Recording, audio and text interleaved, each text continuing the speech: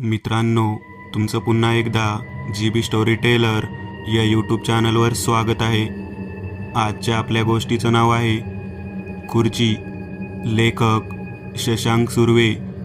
पण गोष्ट सुरू करण्याआधी जर कोणी या चॅनलवर पहिल्यांदाच आलेले असाल तर त्यांनी ह्या चॅनलला सबस्क्राईब करायला विसरू नका. चला तर मग अजिबात वेळ न घालवता गोष्टीला सुरुवात करूया.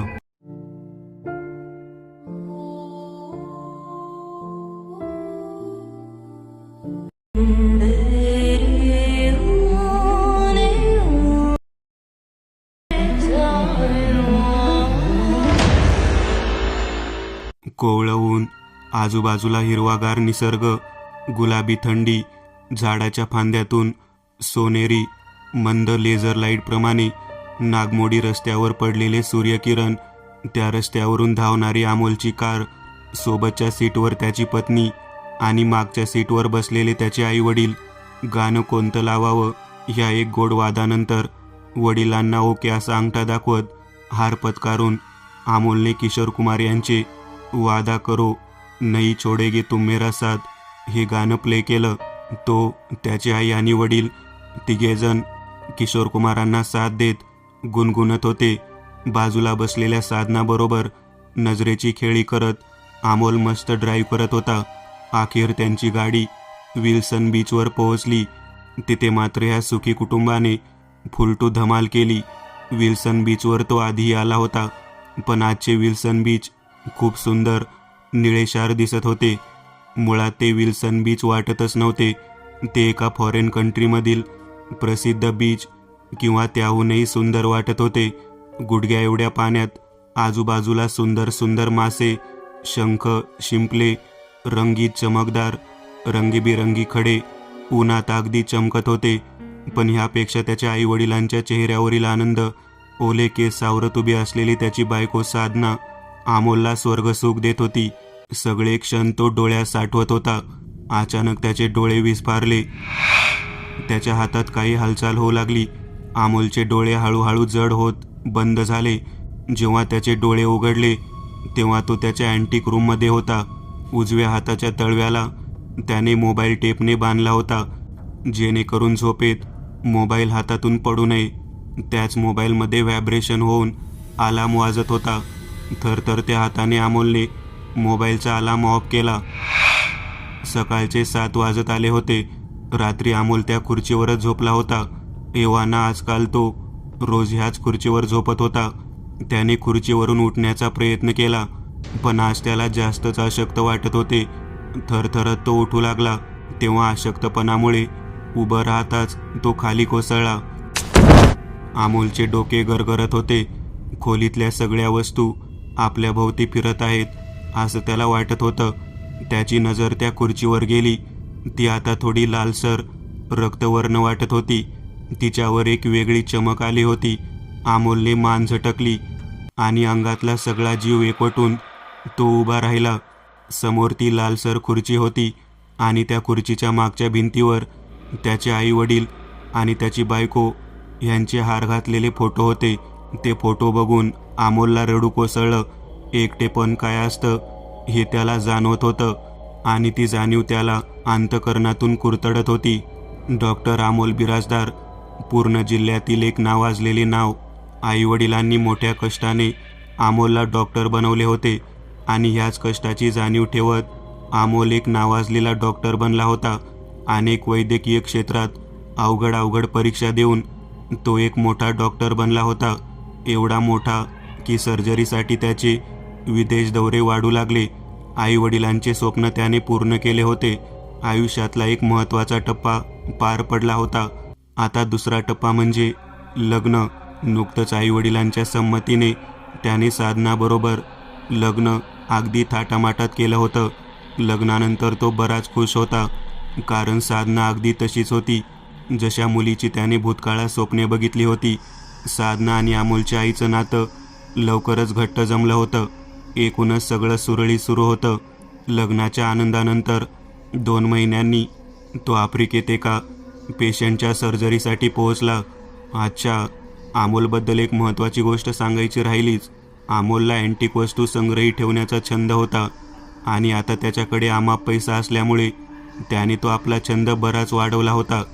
तो ज्या देशात जाई तिथून बऱ्याच वस्तू घरी आणत असे. ह्यात जुने कॉईन, घड्याळे, हत्यारे, ज्वेलरी असे अनेक प्रकार होते. त्याची एक खोली म्हणजे एक म्युझियमच होती. आफ्रिकेत तो पहिल्यांदाच आला होता. आपलं ऑपरेशन यशस्वीपणे पूर्ण करून त्याने तिथल्या एकाला आपल्या छंदाविषयी सांगितलं. त्याने अमोलला सांगितलं, सर, इथे अशा दुर्मिळ वस्तू मिळणे तसे कठीणच आहे. इथले ह्या भागात राहणारे लोक थोडे विचित्र आहेत. ह्यांचा विश्वास ब्लॅक मॅजिकसारख्या गोष्टीवर आहे. ब्लॅक मॅजिक हे नाव ऐकून अमोल थोडा उत्सुक झाला. त्याने ह्या गोष्टी पुस्तकात वाचल्या होत्या. अमोलने जोसेफला लगेच या गोष्टीबद्दल विचारले. सर, या भागात अशा गोष्टीचं पूर्ण मार्केट आहे. इथून 4 किलोमीटरवर तुम्हाला जगातल्या सगळ्यात विचित्र गोष्टी बघायला मिळतील. मी नास्तिक आहे, त्यामुळे असल्या गोष्टी मानत नाही. पण तुम्हाला जर इंटरेस्ट असेल तर तुम्ही बघून येऊ शकता, पण जरा सांभाळून. त्या मार्केटमधले लोक पूर्णपणे मॅड आहेत.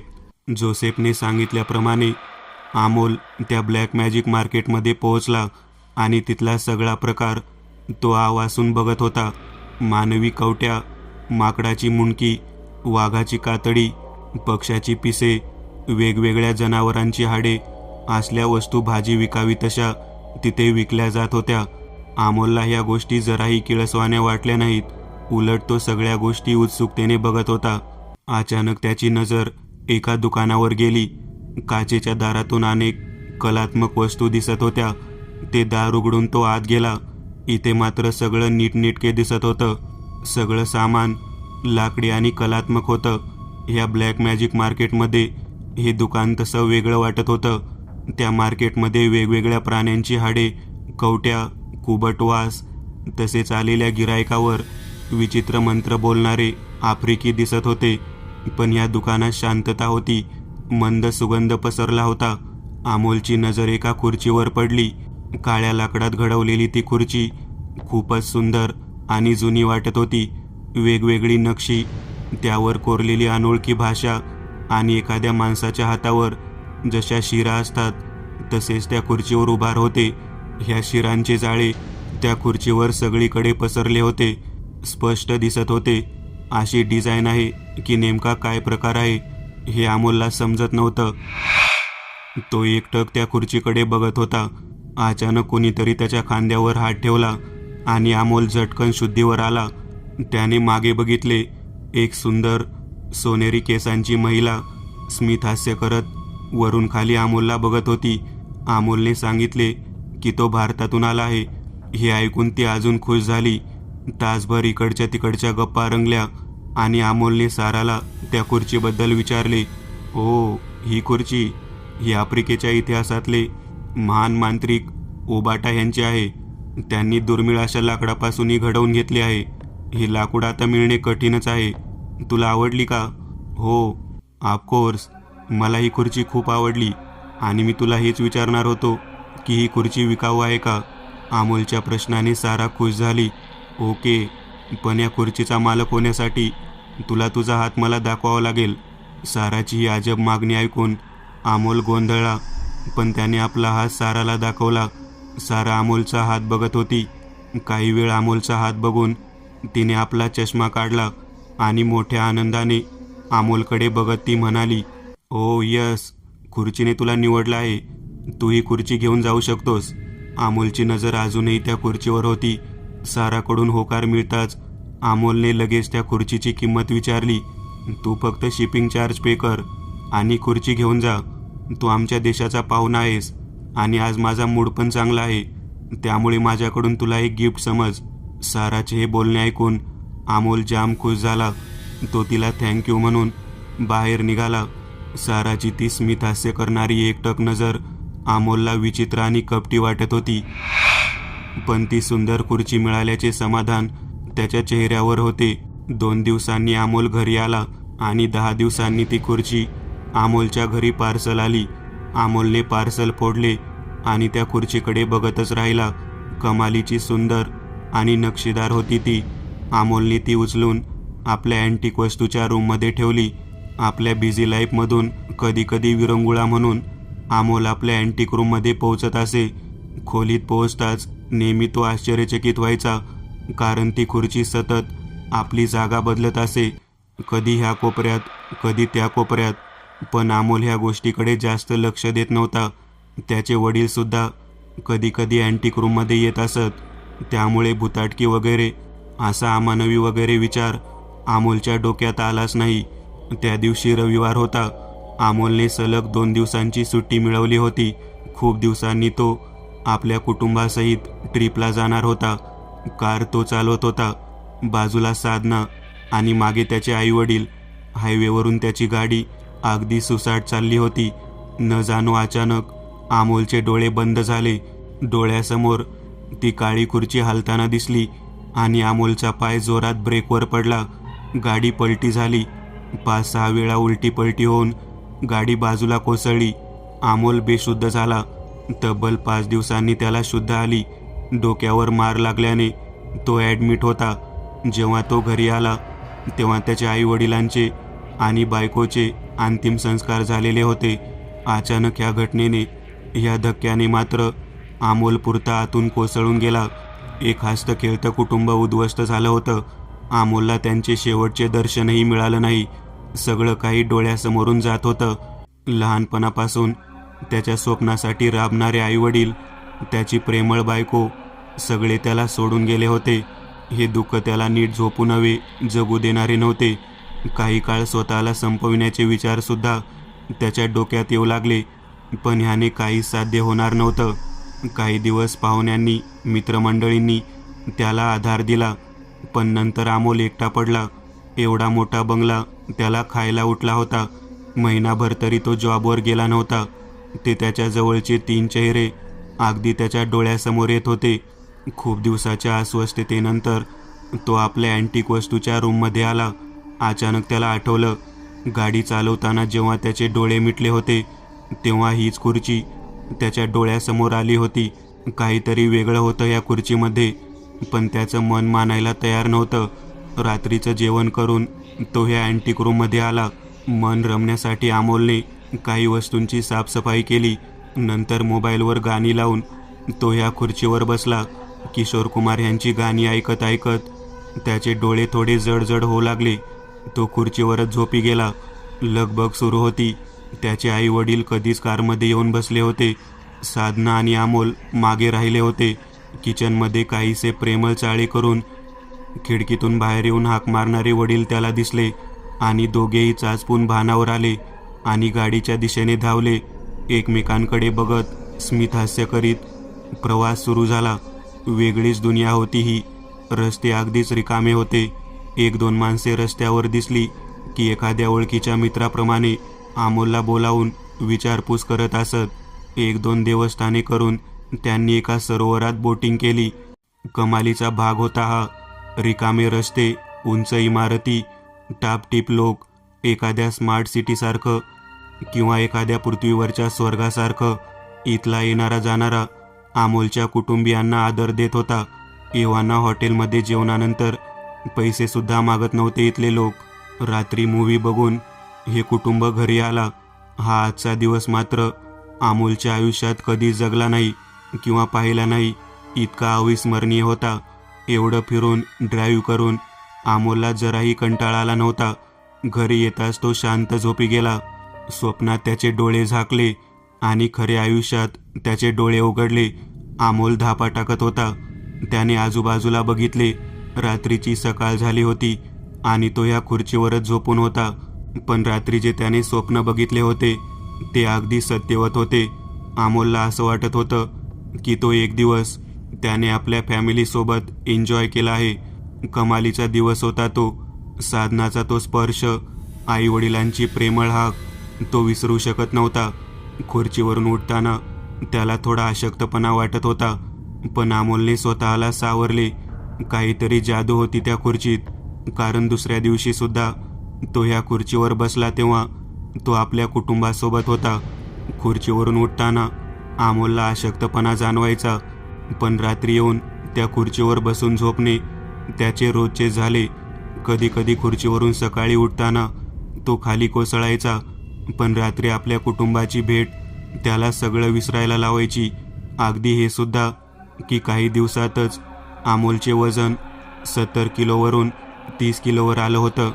काही दिवसातच अमोलच्या अंगाचा सापळा झाला होता. गाल पूर्ण आत जात होते. त्याला जेवण जात नव्हतं. पण स्वतः डॉक्टर असल्यामुळे तो स्वतःला सलाईन लावून जिवंत ठेवत होता. आपल्याला काय होते ह्याचे निदान त्याला स्वतःला लागत नव्हते. त्याचे दिवस रात्रीचा प्रवास आठवून खुश होण्यात आणि रात्र त्या स्वप्नवत दुनियेत हरवून जाण्यात चालले होते. त्या काळ्या खुर्चीवर बसून आपल्या फॅमिलीबरोबर तो कधी परदेशी दौऱ्यावर, कधी कुणाच्या लग्नात, कधी कुठल्या देवस्थानावर पोहोचत असे. ह्यात तो असा काही हरवला होता की अशक्तपणामुळे अमोलला चालता येणं झालं. त्याचे मांस लोंबत होते. एखाद्या हाडाच्या सापळ्यात जीव यावा असा तो भासत होता. आज रात्री जवळपास रांगत रांगत तो अँटिक रूममध्ये आला होता. एक मजला चढून यायला तब्बल तासभर लागला होता. इतका अशक्त तो झाला होता. तोंडातून फक्त हवा निघत होती. पण आज रात्री स्वप्नात आपण आईवडिलांच्या लग्नाचा वाढदिवस करायचा आहे असं ठरवून रांगत धडपडत त्या खुर्चीजवळ येऊन पोहोचला.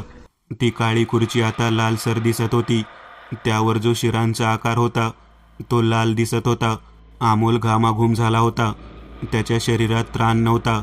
तरी तो त्या खुर्चीजवळ आला आणि तिच्यावर बसला. त्याने घाईघाईने डोळे मिटले.